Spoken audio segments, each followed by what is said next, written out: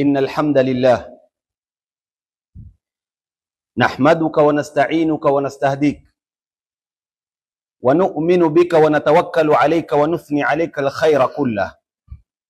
نشكرك ولا نكفرك ونخلع ونترك من يفجرك. اللهم إياك نعبد ولك نصلي ونسجد وإليك نسعى ونحفد. نرجو رحمتك ونخشى عذابك يوم تبعث عبادك. وأشهد أن لا إله إلا الله ولي الصالحين، وأشهد أن محمدا عبده ورسوله وصفيه وخليله في خلقه. أشهد أنه بلغ الرسالة وأدى الأمانة ونصح الأمة وكشف الله به الغمة وجاهد في الله حق جهاده حتى أتاه اليقين. صلوات الله وسلامه عليه وعلى آله وأصحابه أجمعين. أما بعد. Baada ya kumshukuru Mwenyezi Mungu Subhanahu wa Ta'ala na kumtakia rehma Bwana Mtume Muhammad sallallahu alayhi wasallam, kwanza naihusia nafsi yangu pamoja na kuzihusia nafsi zenu katika kumcha Mwenyezi Mungu Subhanahu wa Ta'ala, kwani katika kumcha Mwenyezi Mungu Subhanahu wa Ta'ala ndio mafanikio peke yake duniani na kesho akhera. Mwenyezi Mungu Subhanahu wa Ta'ala akisema katika Qur'anul Karim, inna lilmuttaqina mafaza, hakika ufaulu kuko kwa wale wenye kumcha Mwenyezi Mungu Subhanahu wa Ta'ala. Ndugu zangu Waislamu, leo utaona kila mmoja analia katika maisha yake. Analia kwa maana ya riziki na vipato vimekuwa ni vigumu katika maisha ya watu. Watu wanakwenda mbio, lakini kile wanachokipata hakistahiki zile mbio zao wanazokwenda. Kwa hivyo kila mmoja, tena katika sekta mbalimbali, sio sekta maalum, kila sekta watu wanalia kuhusiana na hali ngumu ya kiuchumi, hali ngumu ya kimaisha, hali ngumu ya kimapato. Kila mmoja anakueleza, si sekta ya upande wa biashara, si sekta katika upande wa utalii, si sekta katika upande wa ukulima. Kila mmoja analia kwamba hali ya uchumi imekuwa ni ngumu. Leo insha Allah, katika khutba ya leo tutazungumzia mambo ambayo kwamba Muislamu akiyafanya inakuwa ni sababu ya kuongezeka na kubarikiwa katika riziki yake na vipato vyake. Bilaks, kinyume chake, ikiwa mambo kama haya huyafanyi, ndiyo ya sababu ya kuwa riziki yako ni dhayiq, kuwa riziki yako ina ugumu kwa kutoyafanya mambo kama haya. Kwa hivyo ukiyafanya inakuwa ni sababu ya riziki yako kubarikiwa na riziki yako kupanuka, na ukitoyafanya mambo kama haya ikawa ni sababu ya riziki yako kuwa ni yenye kuwa ngumu na dhayiq. Jambo la kwanza, ndugu yangu Muislamu, ambalo kila mmoja wetu akitaka atengezewe mambo yake na Mwenyezi Mungu Subhanahu wa Ta'ala katika riziki yake, katika vipato vyake, basi jambo la kwanza ajilazimishe na takwa Allah, kumcha Mwenyezi Mungu Subhanahu wa Ta'ala. Kama kweli wataka riziki yako iongezeke, riziki yako ibarikiwe, riziki yako ipanuke, basi jilazimishe na kumcha Mwenyezi Mungu Subhanahu wa Ta'ala. Kwani kumcha Mwenyezi Mungu Subhanahu wa Ta'ala ni moja katika sababu ambayo kwamba huwepesisha upataji wa riziki kutoka kwa Mwenyezi Mungu Subhanahu wa Ta'ala. Mwenyezi Mungu Subhanahu wa Ta'ala atuambia katika suratu Talaq aya ya kwanza na aya ya pili, asema akithibitisha hili, atuambia Mwenyezi Mungu Subhanahu wa Ta'ala, waman yattaqillaha yaj'al lahu makhraja wa yarzuquhu min haythu la yahtasib.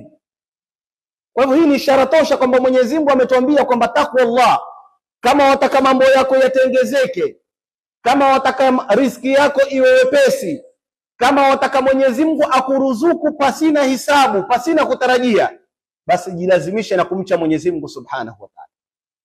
Iweje wewe watarajia riziki kutoka kwa Mwenyezi Mungu Subhanahu wa Ta'ala wakati wewe humogopi, wakati wewe humtii Mwenyezi Mungu Subhanahu wa Ta'ala, kisha watarajia akupe riziki kwa usahali. Bali ikiwa wataka kweli kupata riziki kwa Mwenyezi Mungu Subhanahu wa Ta'ala kwa njia ya usahali, kwa njia ya wepesi, basi Mwenyezi Mungu Subhanahu wa Ta'ala akwambia yoyote ambaye kwamba atamcha Mwenyezi Mungu Subhanahu wa Ta'ala, yaj'al lahu makhraja, atamjalia njia ya kutokea katika dhiki. Una dhiki zimekusonga, una matatizo yamekuzonga ya kiuchumi, ya kimapato, suluhisho lake mche Mwenyezi Mungu Subhanahu wa Ta'ala, atakutolea njia. Kama wataka kutoka katika njia ya matatizo yako ya kiuchumi, ya kimapato, ya kibiashara na mengineyo, mche Mwenyezi Mungu Subhanahu wa Ta'ala, yaj'al lahu makhraja. Mwenyezi Mungu atamtolea njia ya kutatua matatizo yake na ya kuondoa mashakil ambayo kwamba yanampata.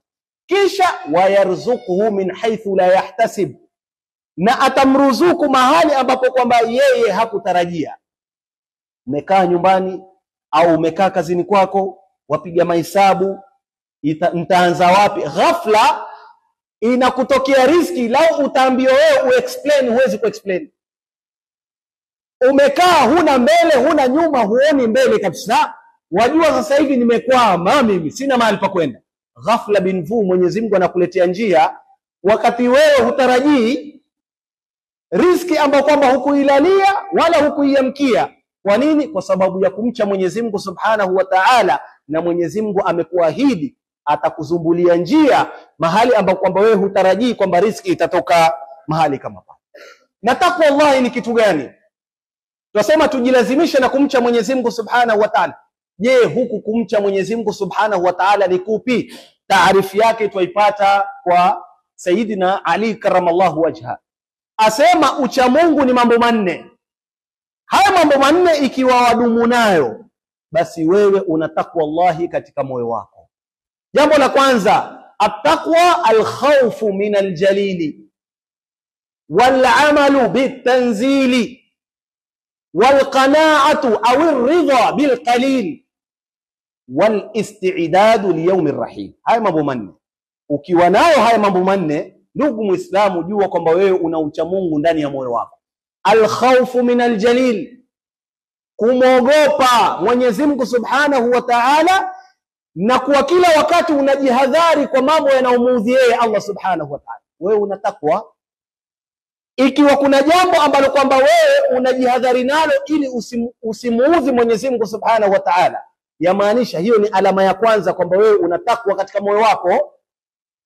Pili, baada ya kumwogopa Mwenyezi Mungu Subhanahu wa Ta'ala, wal amalu bitanzili, kuifanyia kazi wahi ambao ni kupitia Qur'ani na Sunna ya Bwana Mtume Muhammad sallallahu alaihi wasallam katika maisha yako. Hakikisha maisha yako huyapeleki isipokuwa kwa mujibu wa Qur'ani na Sunna ya Bwana Mtume Muhammad sallallahu alaihi wasallam. Ikiwa wafanya hivyo, ndugu yangu Muislamu, hiyo ni alama ya pili kwamba wewe una ucha Mungu. Kufanyi jambo mpaka ujue hukumu ya Mwenyezi Mungu Subhanahu wa Ta'ala katika jambo hili ni ipi. Ikiwa hukumu inakuruhusu unalifanya, ikiwa hukumu haikuruhusu unaliacha pasina kutoa udhuru. Leo wengi wetu, mtu hujifanyia jambo hata kabla ya kujua hukumu ya Mwenyezi Mungu juu ya jambo lile ni. Yani atafanya jambo, ashalifanya kisha ajue kwani jambo hili ni haramu. Wewe ulikuwa mafrudhi ujue kwanza hukumu ya Mungu. Sasa wewe ushafanya kisha ndio uuliza hukumu. Bali yatakana kwanza al-amalu bitanzil, ni ujue kabla hujafanya jambo hukumu ya Mwenyezi Mungu juu ya jambo lile kwako wewe ni ipi. Je, Mwenyezi Mungu yakuruhusu ulifanye au usilifanye? Je, sunna ya Mtume Muhammad sallallahu alayhi wasallama yakuruhusu wewe ufanye jambo lile ama usilifanye? Huko ndiko kuifanyia kazi tanzil. Tanzil Qur'ani na Sunna, kwa sababu hizi zote ni wahi zilizoteremka kutoka Mwenyezi Mungu Subhanahu wa Ta'ala.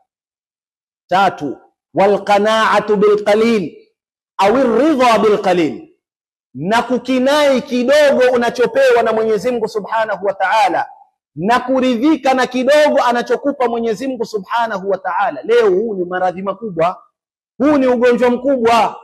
Leo watu kutoridhika na kichache walichopewa na Mwenyezi Mungu Subhanahu wa Ta'ala na kuwa na subra, wakawa ni wenye kupelekea kwenda kufanya mambo yasiyokuwa na maana kwa sababu ya kuongeza kile ambacho kwamba walichonacho. Hii si uchamungu. Uchamungu kile kipato cha halali hata kama ni kidogo, lakini ukawa ni mwenye kuridhika na ukakinaika na ukawa huna pupa ya kutafuta cha haramu kukiongeza katika kile ambacho kwamba ni cha halali. Ikiwa utakuwa ufanya hivyo, ndugu yangu Muislamu, wewe utakuwa na alama ya tatu ya uchamungu.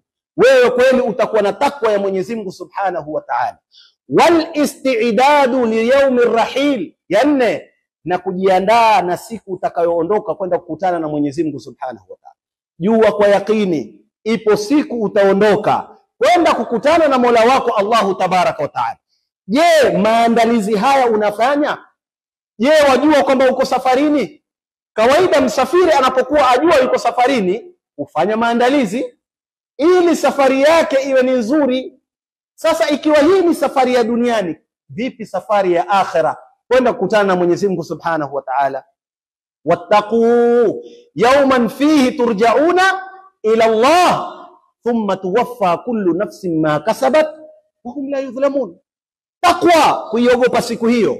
Iogopeni siku ambayo kwamba mutaregeshwa kwa Mwenyezi Mungu Subhanahu wa Ta'ala, kisha kila mmoja apewe ujira wa yale aliyoyafanya duniani, wala hakuna atakayedhulumiwa katika mahakama ya Mwenyezi Mungu Subhanahu wa Ta'ala. Kwa hivyo ukiwa na haya mambo manne, basi bila shaka wewe utakuwa na ucha Mungu, na ndipo pale Mwenyezi Mungu yaj'al laka makhraja wa yarzuquka min haythu la tahtasib, atakuwa ni mwenye kukujalia njia ya wepesi wa matatizo yako.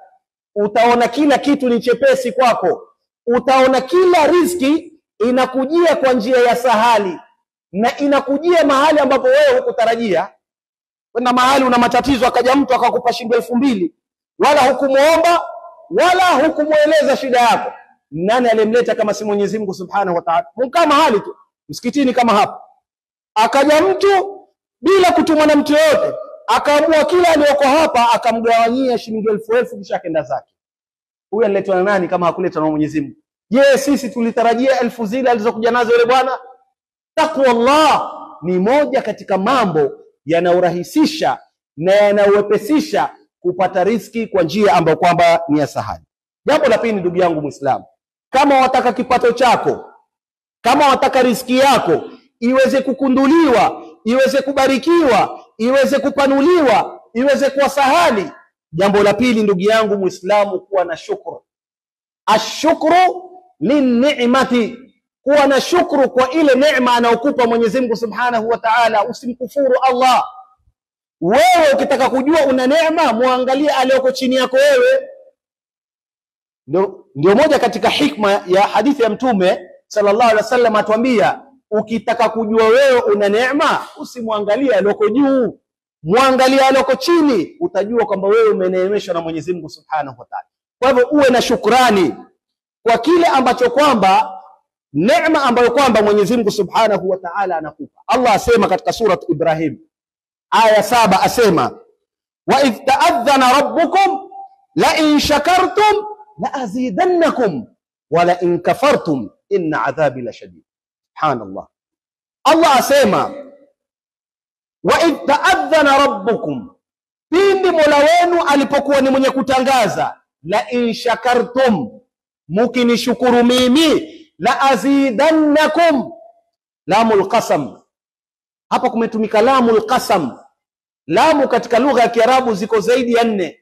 Kuna lamul qasam, kuna lamu ta'lil, kuna lamul juhud, kuna lamu nahi, hizi zote. Lakini lamu hii Mwenyezi Mungu ametumia kiapo, la azidannakum, maana yake wallahi nitaongezea. Kwa hivyo Mwenyezi Mungu akhalifu miad. Ukimshukuru Mwenyezi Mungu ametia lamul qasam, la azidannakum, nitawaongezeeni riziki zenu, nitawaongezeeni vipato vyenu, nitawaongezeeni mali zenu ambazo kwamba nyinyi mnazichuma. Lakini mkinishukuru kwa hichi ninachowapa kidogo, na kikawa hakiwapeleki kwenda kutafuta zaidi ambayo kwamba ni haramu, mkishukuru hichi kidogo, nitawaongezea. La azidannakum, wallahi nitawaongezea.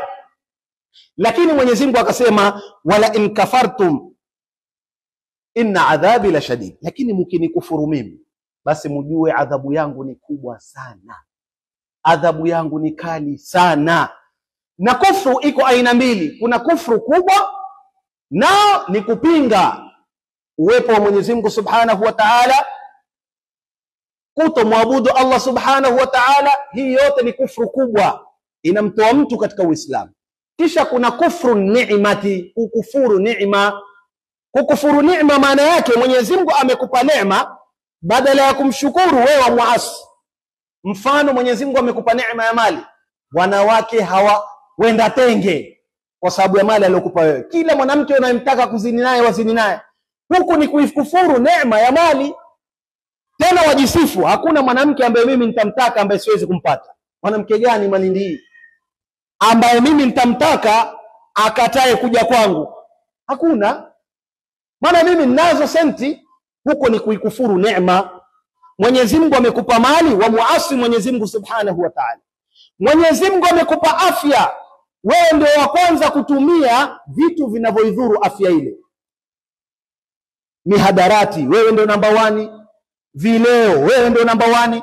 Huko ni kuikufuru neema ambayo kwamba ni neema ya afya aliyokupa Mwenyezi Mungu Subhanahu wa Ta'ala. Neema ya nguvu, Mwenyezi Mungu amekupa nguvu, wewe ndio mstari wa mbele kwa dhulumu watu.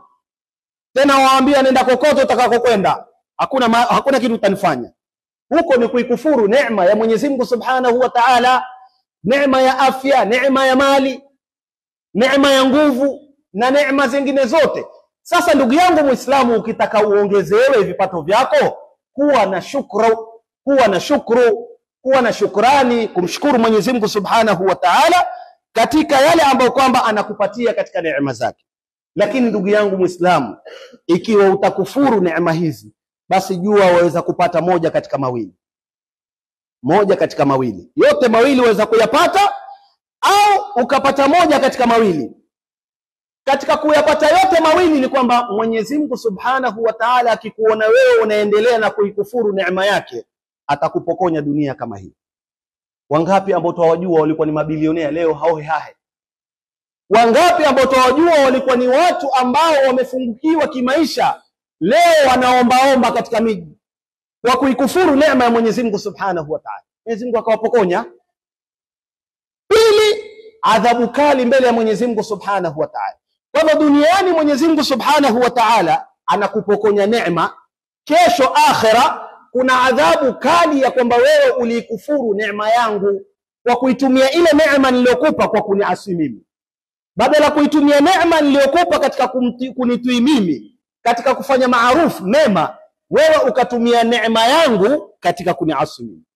Kwa hivyo nimekupokonya duniani, na hivi leo na kuadhibu kwa sababu wewe uliliasi, ulienda kinyume na neema ambayo kwamba nilikupa. Badala ya kunishukuru, ukawa ni mwenye kuikufuru neema yangu kwa kufanya maasi kama yale. Kwa hivyo ndugu zangu Muislamu, alama ya tatu au jambo la tatu, ukitaka kufungukiwa katika riziki zako, katika vipato vyako, dumu katika kumshukuru Mwenyezi Mungu Subhanahu wa Ta'ala ala kulli hali. Katika hali yoyote ambayo kwamba uko, mshukuru Mwenyezi Mungu Subhanahu wa Ta'ala. Na amekuapia Mwenyezi Mungu, la azidannakum, nitawazidishieni katika yale ambayo kwamba nimewapatia. Jambo la tatu ndugu yangu Muislamu, kuongeza vipato vyetu na kusahilisha katika riziki zetu, silatur rahim, kuunganisha kizazi. Ma'al asafu shadid, leo hili limekuwa mojawapo ya donda sugu katika umma wa Kiislamu. Zamani ilikuwa ni jambo ambalo kwamba la kawaida, lakini sasa hivi lenda likififia. Angalia zamani, utakuta watu walikuwa wakiishi pamoja. Ile nyumba ya shangazi pale nyumba ya mjomba, hapa ni nyumba ya babu, pale ni kwa bibi. Watu wanaishi kwa pamoja. Leo watu mbali. Mjomba yuko kwengine, shangazi yuko kwengine, sijui ami yuko kwengine. Haya pia na iwe hivyo. Hata zamani saa nyingine inaweza kuwa labda mwaishi mtaa tofauti. Yule aishi mtaa ule, huyo aishi mtaa ule. Lakini ilikuwa na ada kila Ijumaa watu wanakuwa ni wenye kukutanika pamoja, wanakula chakula cha mchana. Au kila Jumapili watu wanakwenda Jumbe. Watoto wa mjomba wamekuja, watoto wa dada wamekuja, watoto wa nyanyake wamekuja. Watu wanajumuika pamoja, wanajulishana, huyu bwana wewe umuita mjomba huyu bwana wewe umuita shangazi. Leo hakuna tena. Leo waweza kupishana na ami yako humjui barabarani. humjui ami yako kabisa, au ana matatizo njiani, wewe ukaona ni mtu wa kando, kumbe ni damu yako, ndugu yake babako tu. Lakini hakuna swala kama hili, watu hawajuani kabisa. Bali leo kwa mfumo unaotawala leo wa kibepari, leo mfumo wa kibepari umeendeleza fikra mbovu ya anania, ubinafsi, individualism, mpaka tumekuwa tumetengana. Yani wewe ukimwona mjomba amekuja tu, tayari wafikiria wewe amekuja kuniomba. Kabisa, huyo ashakuja, si kwamba amekuja kwa mkuu. Wewe ukimwona amekuja, jua huyo amekuja na matatizo. Kuja kwa mkuu kujulia hali, shekhe, mimi sina haja kitu chako. Mimi nataka kujulia hali, kuunganisha udugu. Lakini leo tutengana. Bali utakuta yule ndugu ambaye kwamba yuwathaminiwa basi ana senti. Lakini mtu maskini hivi ataweza kuambiwa, akija mwambie hayuko. Mwambie hayuko, yuko busy. Watu wanakatana, tutaongeza vipi vipato vyetu? Vipato ni kwa kuunganisha. Shekha, hakuna thawabu kubwa kama kumsaidia ale yako. Unapata thawabu mara mbili. Kwanza umeunganisha udugu, kisha unapata ajiri ya sadaka, kuliko kumsaidia mtu wa kando, unapata ujira mmoja tu sadaka. Lakini ukimsaidia shangazi yako, ami yako, babu yako, unalipwa mara mbili. Kwanza umeunganisha udugu, pili umemwondolea matatizo yake. Lakini leo imekuwa hakuna swala kama hili. Ubepari na mfumo huu umeendekeza fikra ya individualism. Kila mmoja rabi nafsi. Hakuna kujuana katika ndugu, hakuna kujuana, wala hakuna kukaa pamoja. Watu wanaishi. Hatari yake maeneo mengine, mtu anakuja kumuoa mtu ambaye ni maharimu yake. Sasa angemjuaje kama wewe baba hukumjulisha? Watoto wanazaliwa mpaka wanakuwa wakubwa, hawajuani na ndugu zao ambao kwamba ni maharimu zao wengine. Mtu anakuja anamuoa shangazi yake, wakati ni shangazi yake yule, lakini kwa sababu baba na yule wamezaliwa mama tofauti labda, kwa hivyo yule alivyozaliwa kule shauri yake na yule, sasa wamekuwa wakubwa, watu wanakuja wanaoana kwa sababu ile chuki ya kwamba huyu ni mamake ni mwingine na mimi mamangu ni mwingine, kwa hivyo kila mmoja hatujuani. Lakini athari yake watoto wenu wanakuja kukutana, wanaanza kuoana wakati wao ni mahrim, kwa sababu ya kutounganisha udugu. Kwa hivyo tuone, tusikubali sheitani atushughulishe kwamba ati ukiwasaidia watu wako utakuwa fukara, shekhe utakuwa tajiri, kwa ahadi ya Mwenyezi Mungu Subhanahu wa Ta'ala. Ash-shaytanu ya'idukumul fakhr wallahu ya'idukumul maghfira wa fadlan wallahu wasi'un alim. Shetani siku zote huahidi watu ufukara.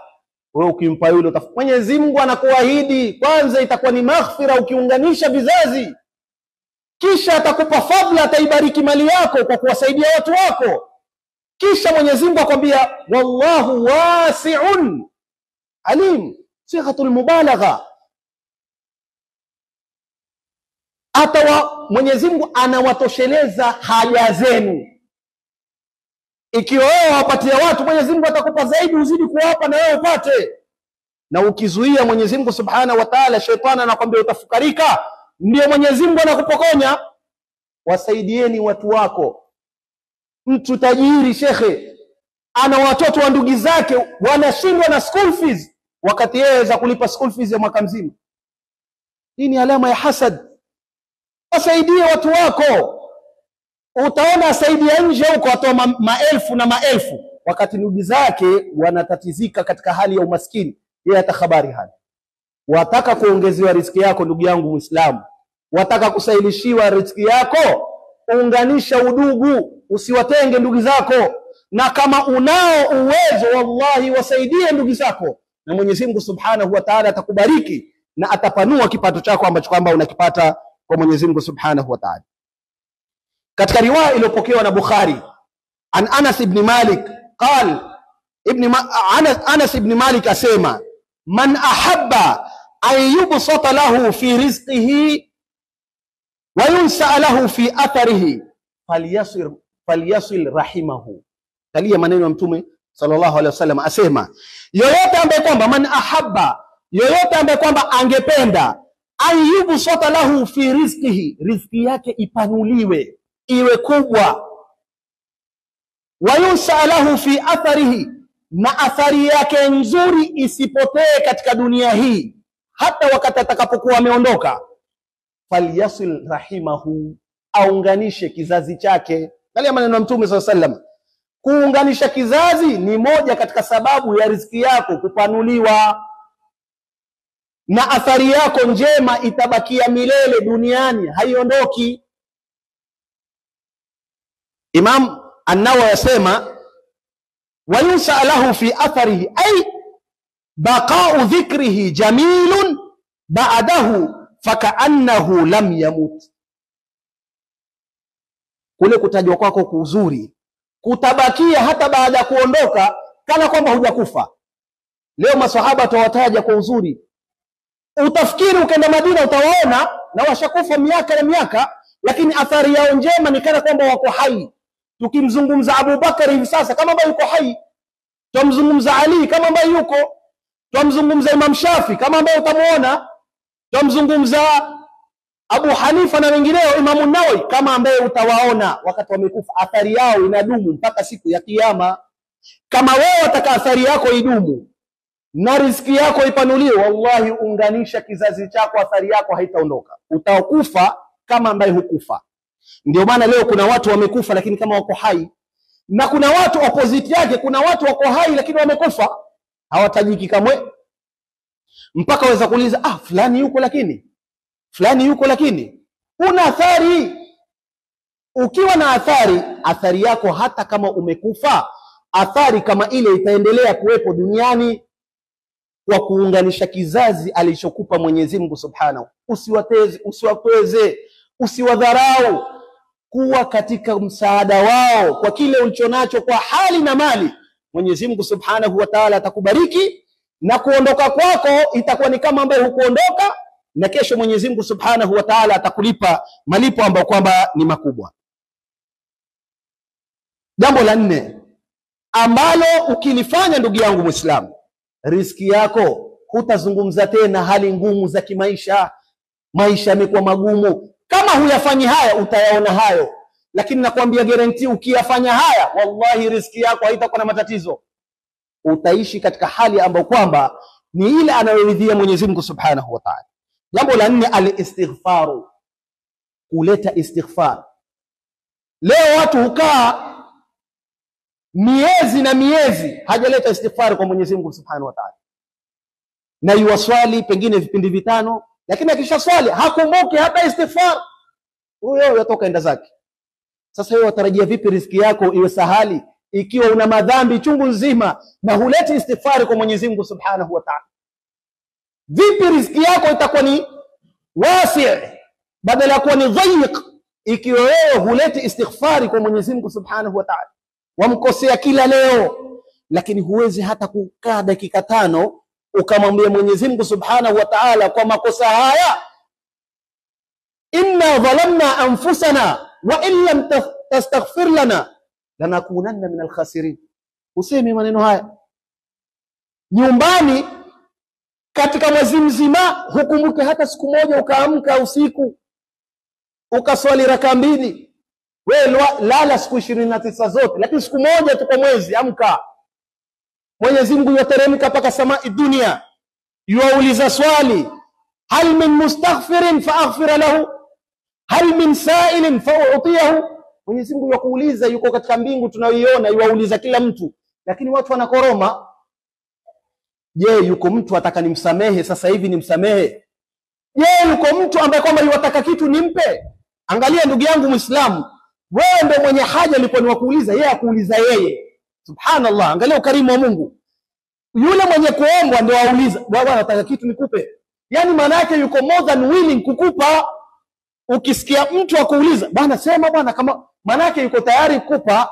Hata binadamu ukimwona mtu akuuliza, vipi, sema bwana, kama una tatizo yote sema, una shida yote nikusaidie, maana yake yuko tayari yeye Mungu. Lakini watu wakoroma. Eka alam hata siku moja kwa mwezi.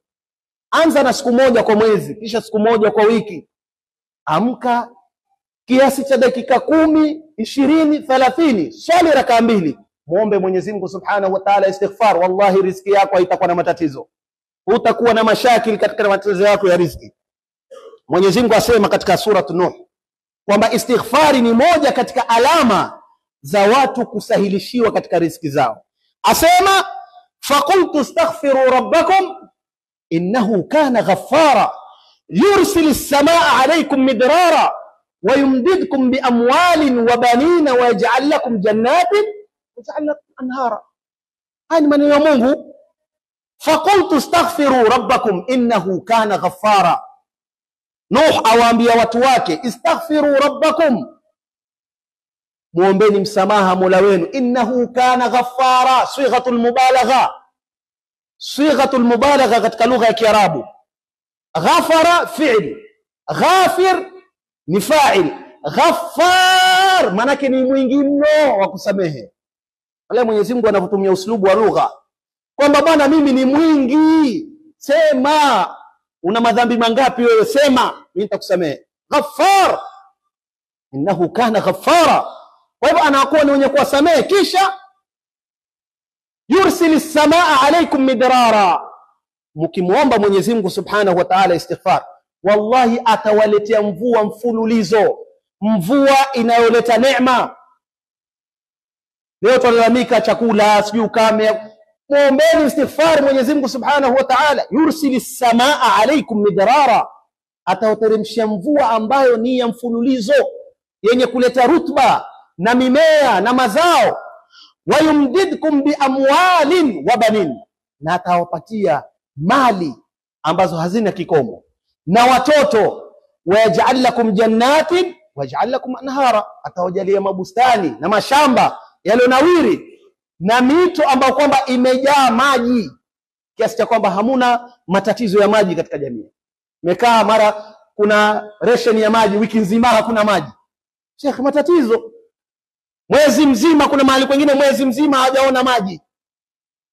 Yursilis samaa alaykum midrara wa yumdidkum bi amwalin wa banina wa yaj'al lakum jannatin wa yaj'al lakum anhar. Kwa hivyo jambo la nne, ndugu yangu Muislamu, kama wataka riziki yako ipanuliwe, basi hakikisha udumu na kuleta istighfari kwa Mwenyezi Mungu Subhanahu. Kila asubuhi na jioni. Ukiamka asubuhi, uswali fajri, spare hata kama ni dakika za kuhesabu, leta istighfar kwa Mwenyezi Mungu Subhanahu. Anza siku yako na istighfar. Angalia mambo yako yatakavyokuwa.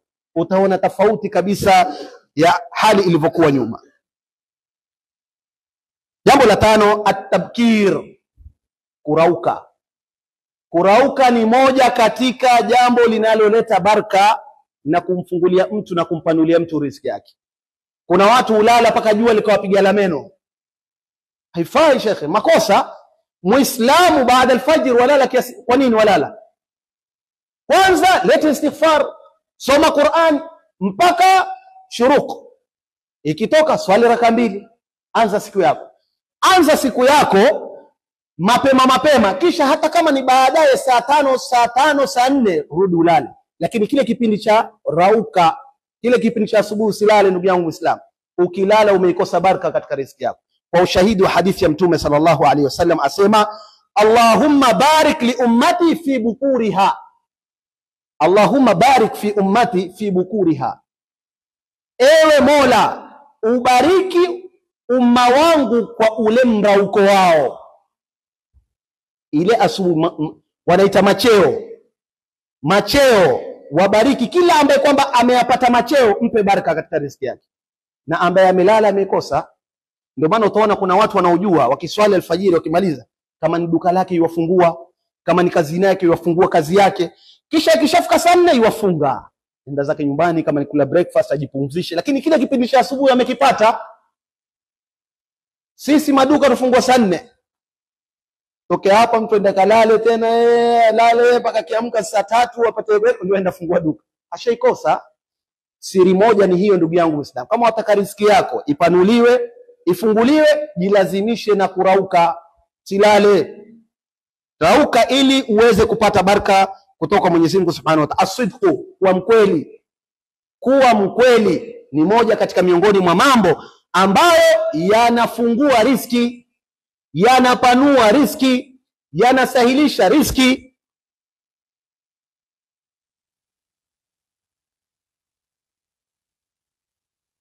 Jambo la 7, ijtinabul fisq, kujiepusha na mambo ambayo kwamba ni maovu.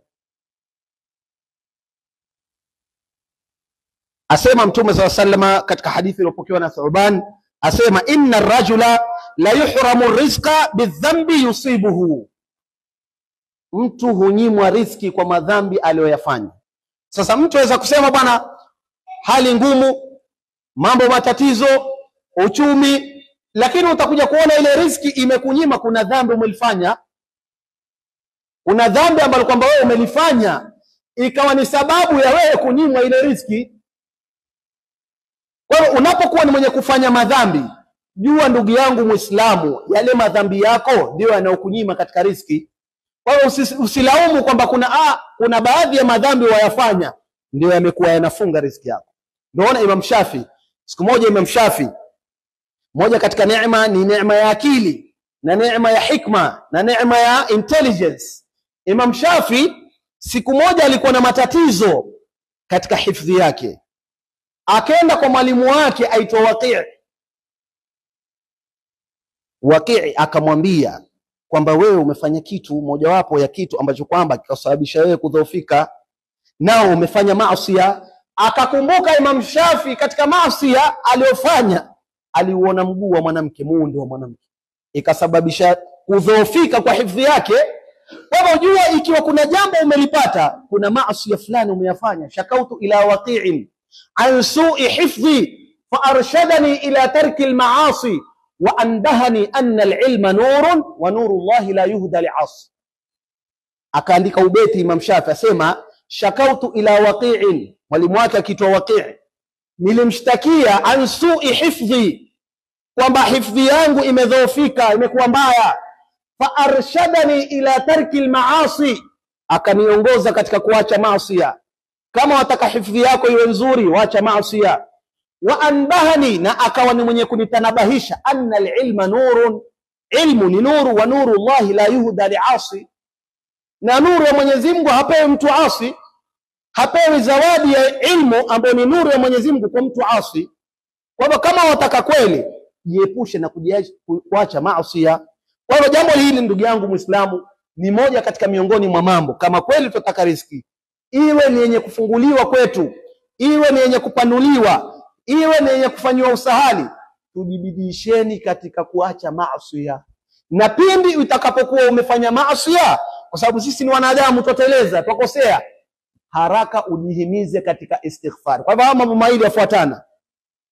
Kwanza, ujiepushe na maasi.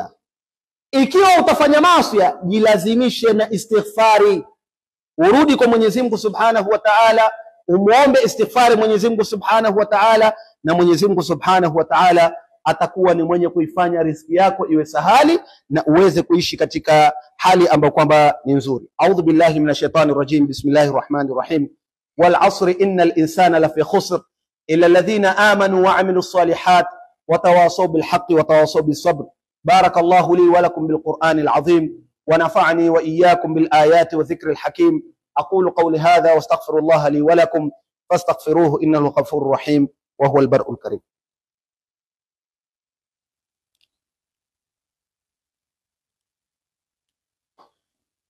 الحمد لله حمدا كثيرا كما أمر، وأشهد أن لا إله إلا الله ولي الصالحين، وأشهد أن محمدا عبده ورسوله سيد المرسلين خاتم الأنبياء وإمام المرسلين.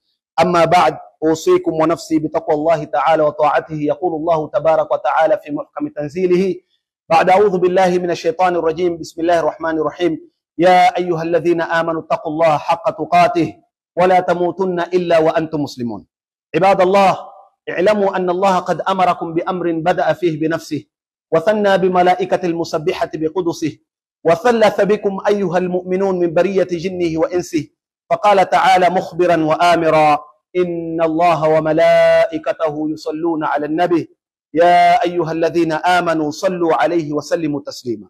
اللهم صل على محمد وعلى آل محمد كما صليت على إبراهيم وعلى آل إبراهيم، وبارك على محمد وعلى آل محمد كما باركت على إبراهيم وعلى آل إبراهيم في العالمين إنك حميد مجيد.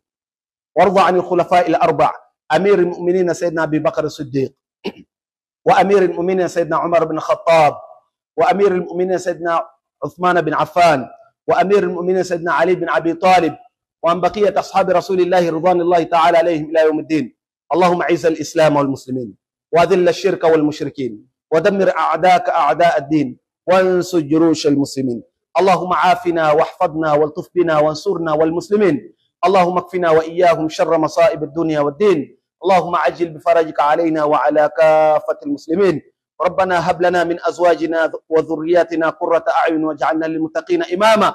اللهم آتنا ما وعدتنا على رسلنا ولا تخزنا يوم القيامة إنك لا تخلف الميعاد. اللهم اغفر لحينا وميتنا وشاهدنا وغائبنا وكبيرنا وصغيرنا وذكرنا وأنثانا. اللهم من أحييته منا فأحيه على الإسلام، ومن توفيته منا فتوفه على الإيمان. اللهم لا تحرمنا أجره ولا تفتنا بعدهم، واغفر لنا ولهم برحمتك يا أرحم الراحمين. ربنا تقبل منا إنك أنت السميع العليم، وتب علينا إنك أنت التواب الرحيم. ربنا آتنا في الدنيا حسنة وفي الآخرة حسنة وقنا عذاب النار. عباد الله، إن الله يأمر بالعدل والإحسان وإيتاء ذي القربى وينهى عن الفحشاء والمنكر والبغي يعظكم لعلكم تذكرون. قوموا إلى صلاتكم يرحمكم الله وأقيموا الصلاة.